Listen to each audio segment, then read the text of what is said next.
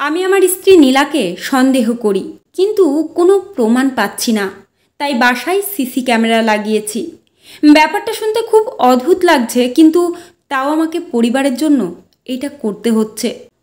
নীলাকে আমি ভালোবেসেই বিয়ে করেছি। 3 বছর প্রেম করে অনেক যুদ্ধ শেষে বিয়ে। কিন্তু আমি সংসারের জন্য দিন রাত কাজ করতে করতে আর বড় ছেলেটা আর ছোট মেয়েটা হওয়ার পর ভালোবাসা বলতে ফেসবুকে ছবি আপলোড করে ভালোবাসি বলাতেই আটকে রইল। নীলাকে এখন আমি আর চিনতে পারি না। কি খিটখিটে আর ঝগড়াটে হয়েছে। কথায় কথায় খোঁটা দিয়ে কথা বলা, সারাক্ষণ রাগ যেন নাকের উপর। প্রায় দেখি সন্ধ্যা অবধি চুল ভেজা। জিজ্ঞেস করলে বলে কাজ করতে দেরিতে স্নান। কি এমন কাজ ঘরে?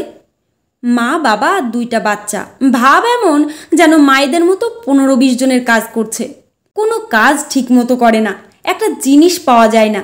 মাঝে মধ্যে শার্ট অবধি আয়রন করা পাওয়া যায় না। রান্না কোনো দিন ঝাল তো কোনো দিন লবণ নেই। সারা দিন অনলাইনে দেখা যায়।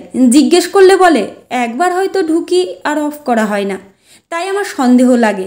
তাই কাল চুপি চুপি সারা ঘরে ক্যামেরা লাগিয়েছি। অফিস থেকে বসে দেখব। আমি মনিটর অন করলাম। ফাইলগুলো নিয়ে চোখ বুলাচ্ছি। নীলা এখন রান্নাঘরে সকালে নাস্তার পরে থালা বাসনগুলো পরিষ্কার করছে। ফাইল থেকে চোখ তুলতেই দেখি নীলা বেডরুমে বিছানা গুছিয়ে রাখছে সব রুমের। অনিন্দ স্কুলে গিয়েছে। 2 বছরের মেয়ে টিয়া তখনও ঘুম। টিয়ার জন্য চুলায় খাবার বসিয়ে রুটি সবজি নিয়ে বসলো। আমরা তো অনেক আগে করেছি। নীলা এখন নাস্তা করছে, সাথে মোবাইল নিয়ে অনলাইন ঢুকলো। আমি এইবার নড়ে চড়ে বসলাম। এইবার বুঝি ধরা খেলো বাচাধন। রুটি কিছুটা মুখে দেওয়ার সাথে সাথে টিয়া উঠে গেল। টিয়ার কাছে গিয়ে ওকে অনেকক্ষণ আদর করে ঘুম থেকে তুলে নিল, টিভির সামনে বসিয়ে দিল। একবার ওর খাবারটা খাচ্ছে, আবার রান্নাঘরে টিয়ার খাবারটা রেডি করছে। টিয়াকে খাওয়াতে নিল। টিয়া টিভি দেখছে, দৌড়াচ্ছে, কত কিছু করছে, কিন্তু তখনও অনলাইন দেখাচ্ছে নীলাকে। কিন্তু ও বাচ্চার পিছনে ছুটছে। আমি কাজ করছি আর মনিটরে চোখ বুলাচ্ছি। মেয়ের খাবার শেষ হলো 1 ঘন্টায়। নীলা আমার কালকের শার্ট প্যান্ট, ছেলের ড্রেস, মেয়ের অনেকগুলো ছোট ছোট ড্রেস সব তুলছে।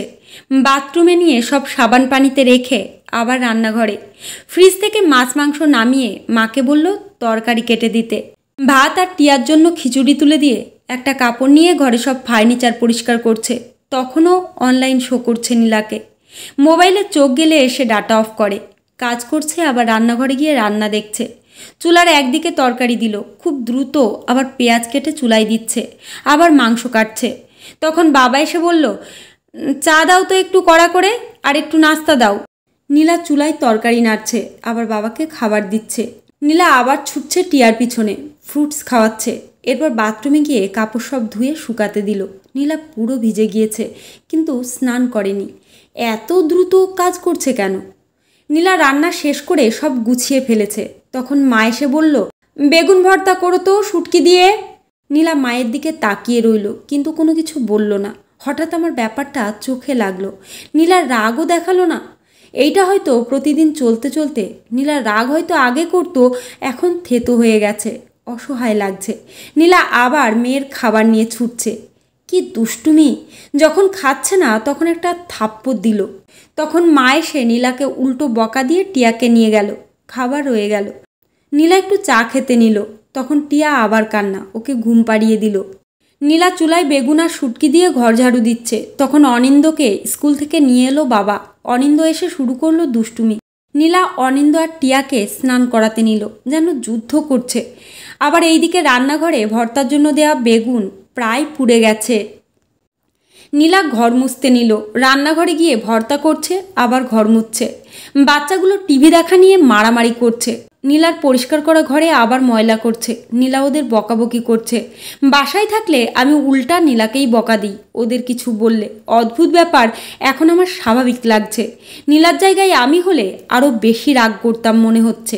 নীলা ঘর মুছে বাথরুমগুলো পরিষ্কার করছে। তখন প্রায় 2টা।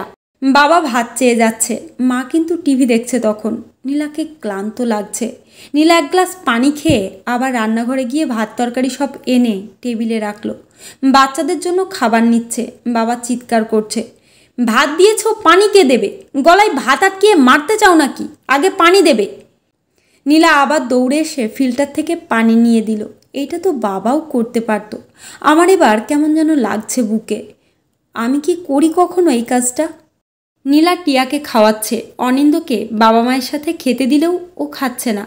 নীলা টিয়াকে চেপে ধরে কোনো মতে কার্টুন দেখিয়ে খাওয়াচ্ছে, আবার অনিন্দকে খাটের উপর থেকে ব্যালকনি থেকে ধরে এনে পিঠে একটা দিয়ে ভাত খাওয়াচ্ছে। বাচ্চারা যখন খাচ্ছে না, নীলা অসহায় ভঙ্গিতে তাকিয়ে আছে, কারো দিকেই না। কিন্তু নীলা বিরক্তও না, আবার রাগেও না, কেমন যেন। নীলা এখনও কিছু খায়নি, তাও বাচ্চাদের পিছনে ছুটছে।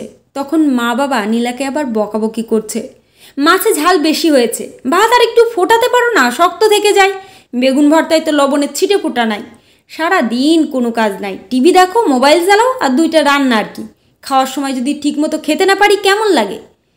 নীলাকে চরম বিরক্ত দেখাচ্ছে, কিন্তু কিছু বলছে না। তখনও বাচ্চাদের আরও জোরে জোরে থাপ্পড় দিয়ে ভাত খাওয়াচ্ছে। সবার খাওয়া শেষে নীলা সব থালা বাসন তুলে পরিষ্কার করলো। বাচ্চাদের আরও কাপড় হয়েছে, সেগুলো ধুয়ে শুকাতে দিল। ব্যালকনির চারা গাছগুলো যত্ন করে নিজে স্নানে গেল। ওমা, নীলা 10 মিনিটের মধ্যে বের হয়ে গেল। নীলা খেতে বসলো তখন প্রায় 3:30। নীলা আবার মোবাইল হাতে নিল।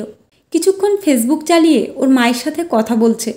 নীলা ভাত খাচ্ছে, তখন বাবা এসে টিয়াকে দিয়ে গেল। বাবা ঘুমাবে। টিয়া বিরক্ত করছে, তাও খেয়ে নিল। নীলাকে এখন ভীষণ ক্লান্ত লাগছে, কিন্তু রেস্ট নিতে পারছে না। টিয়া ঘুমাচ্ছে না। টিয়া ঘুমালো 5টার দিকে। অনিন্দ তখন কি যেন ভেঙে ফেলেছে, ওটা পরিষ্কার করে আবার শুয়ে পড়ল। 5:30টায় বাবা আবার চা চাইছে। মা চিৎকার করছে, এতক্ষণ কিসের ঘুম? ঘরের বউ এতক্ষণ ঘুমালে ঘর তোর লক্ষ্মী ছাড়া হবে। নীলা উঠতে পারছে না, পা রাখতে পারছে না, তাও উঠে আবার ঘর ঝাড়ু দিচ্ছে। বাবাকে চা দিল, সবার জন্য নুডলস বানিয়ে আমার জন্য কিছুটা রেখে দিল। অনিন্দকে পড়াতে বসেছে আর বারবার বাইরের দিকে দেখছে, হয়তো আমার অপেক্ষায়। তখন আমার বুকটা আবার থম দিয়ে উঠল। অফিস থেকে বের হওয়ার আগে দেখলাম শার্ট আয়রন করছে, তারপর শুয়ে আছে, কোমর ধরেছে। বাসায় ফিরে এলাম। আজ নীলার সাথে চোখ মেলাতে পারছি না, কিন্তু এইটা নীলা 10 বছর ধরে করে আসছে। কতদিন হিসাব করলে আমি নীলার সামনে দাঁড়াতেই পারবো না। পরের দিনও সেম রুটিন নীলার, কোনো দিন আরও বেশি। মাঝে মাঝে টিয়াকে কোলে নিয়ে কাজ করে, কারো সাথে মোবাইলে কথা বললে সেটাই ওর কথা। সারাদিন আর কার সাথেই বা কথা ওর? আমি তো দরকার ছাড়া পাশে বসে কবে গল্প করেছি ভুলে গিয়েছি। এইভাবে 3-4 দিন দেখার পর নিজেকে ভীষণ অপরাধী লাগছে। কত আদরের মেয়ে ছিল নীলা। 10টায় ঘুম থেকে উঠে ভার্সিটিতে যেত। আমার সাথে দেখা করতে এলে কত সেজে গুজে আসতো।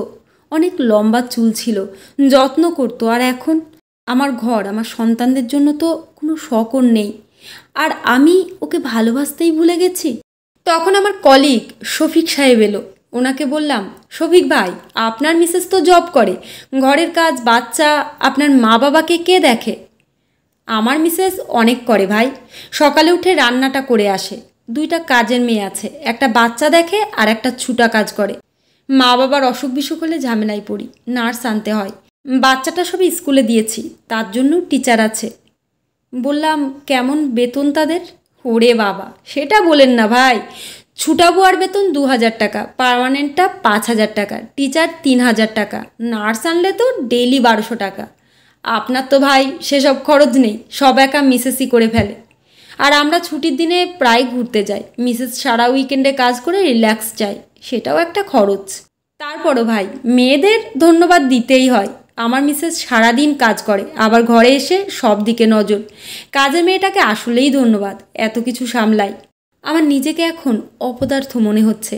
টাকা দিয়ে কাজ করানো কাজের মেয়েকেও ধন্যবাদ দেওয়া যায়, কিন্তু সব কিছু বিসর্জন দিয়ে সে এত বছর ধরে আমার সংসারে বিনা বেতনেই কাজ করে যাচ্ছে। তাকে কখনো কি আমি ধন্যবাদ দিয়েছি একটা? এখন আমি টুকটাক কাজ করে দিই নীলাকে। নিজের কাপড় নিজে ধুয়ে ফেলি। নীলাকে বলি, আগে তো কত সেজে থাকতে, নিজের যত্ন করতে, এখন করো না কেন? আগে তো দেখার মানুষ ছিল, এখন আছে নাকি? আমাকে বলো কি কি লাগবে, এনে দেব। নীলা ভুরু কুচকে তাকায়, আবার মিষ্টি হাসে। খাওয়া দাওয়ার আগে টেবিলটা ঠিক করে রাখি, পানি নিয়ে রাখি। মাঝে মধ্যে ফার্নিচারগুলো আমিই মুছে রাখি। খাওয়া শেষে নীলা যখন থালা বাসন পরিষ্কার করে, আমি তখন টেবিলটা গুছিয়ে ফেলি। নীলাকে বলেছি, তোমাকে আর আয়রন করতে হবে না, ছুটির দিনে আমি দোকানে দিয়ে আসব। টাকা? সপ্তাহে 6টা শার্ট আয়রন করতে যত টাকা লাগবে তত টাকায় তো আমি একবারে চা নাস্তা খাই। খেয়াল করলাম আমার ছোট্ট ছোট্ট কাজে নীলার কাজের অর্ধেক কমিয়ে দিয়েছে। নিজের যত্ন করে, এখনও তো রাগারাগিও করে না। আমি ফোন দিয়ে তাড়াতাড়ি খেয়ে নিতে বলি, এইটা করতে আমার সময় ব্যয় হয় না। কিন্তু নীলাকে দেখি আয়নার সামনে গিয়ে একটু হাসে, তখন আমার বুকের থম ধরা ভাবটা একটু কাটে। কেন ক্যামেরা লাগিয়েছিলাম নিজেই ভুলে গেছি। এত কিছুর মধ্যে আমি নীলাকে কতটা সময় দিয়েছি। যা সন্দেহ করেছি তা যদি ঠিকও হতো, দোষটা কি আমার হতো না? আরেক ছুটির দিনে সব ক্যামেরা খুলে ফেলি, নীলাকে সব বলি। নীলা বলে, কি পেলে তো? তোমাকে খুঁজে পেলাম আবার, আমার ঘরের বউ আর বাচ্চার মা নয়, নীলা হিসাবে তোমায় পেলাম।